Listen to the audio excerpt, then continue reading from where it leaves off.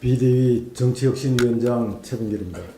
당론이나 비대위 공식 의견이 아닌 정치혁신위원장 개인 자격으로 의견을 말씀드리겠습니다. 먼저 OECD 국가별 정부 형태와 선거 제도에 대해서 좀 말씀드리겠습니다. 의회 민주주의의 원조인 영국에서는 연동형이든 병립형이든 비례대표제 자체가 존재하지 않습니다. 대통령제 국가인 원조인 미국에서도 영국처럼 비례대표제 자체가 존재하지 않습니다.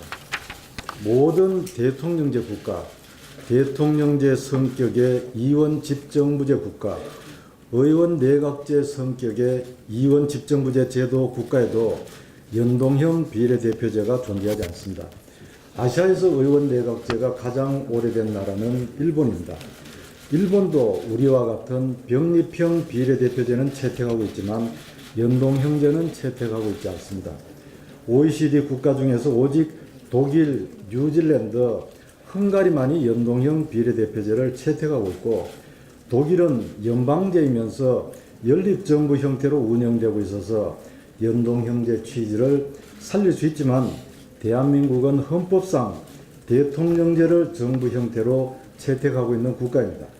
의원 내각제와는 달리 강력한 대통령제 하에서 연립정부 구성은 실효성이 떨어질 수밖에 없고, 제왕적 대통령을 견제하기 위해서는 책임 대안정당의 존재가 필수 불가결합니다.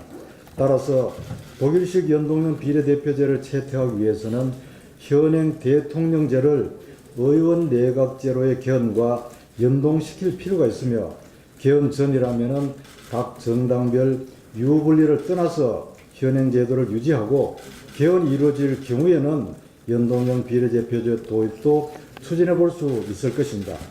제7회 전국 동시 지방선거 기초의원 비례대표 지역별 정당 득표를 기준으로 살펴보면은 현행 소선거구제 하에서는 민주당 243석으로 개헌선을 넘고, 한국당은 47석에 불과하고 미래당 4석, 정의당 5석 등입니다.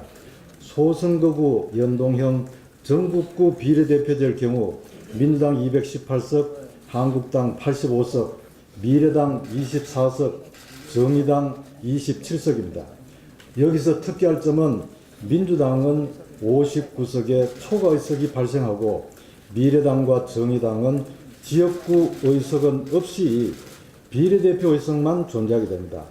대한민국 어느 지역도 대표하지 못하면서 초과 의석은 60석으로 늘어나게 되고, 비례대표만으로 교섭단체를 구성하게 되는데, 과연 이것이 진정으로 국민이 원하는 대표성 확보책일 수 있겠습니까? 한국당으로서도 현행 제도보다 연동형제가 의원수 측면에서 더 유리하지만은 대통령제 하에서는 제1야당으로서는 선택할 수 없는 제도입니다.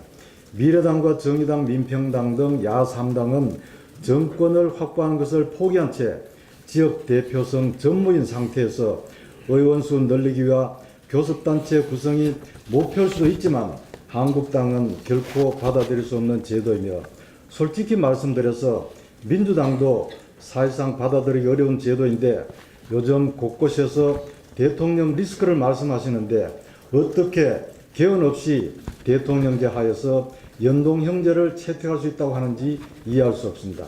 OECD 국가 어디에서도 대통령제와 연동형제를 동시 채택하는 나라가 없고, 민주주의 원조 국가이면서 의원 내각제를 채택하고 있는 영국에서는 아예 비례대표제 자체가 없는데, 영국 옥스퍼드 대학 정치학 박사이신 손학규 대표께서는 무슨 근거로 우리나라에서 연동형제가 반드시 필요하고 목숨까지 거셔야 한다고 하시는지 저로서는 이해할 수가 없습니다. 건강을 크게 해치는 단식은 단호히 반대하지만, 굳이 연동형제가 필요하다면 의원 내각제 개헌을 위해서 하셔야 한다는 생각입니다. 단식 여부에 따라서 연동형제를 채택한다는 것은 민의를 거스르고 헌법 정신을 크게 훼손한다는 점을 깊이 인식하고, 원점에서 무엇이 국민을 위하는 제도인지 국민의 입장에서 정개특위를 열어 깊이 논의해 나가야 된다고 생각합니다.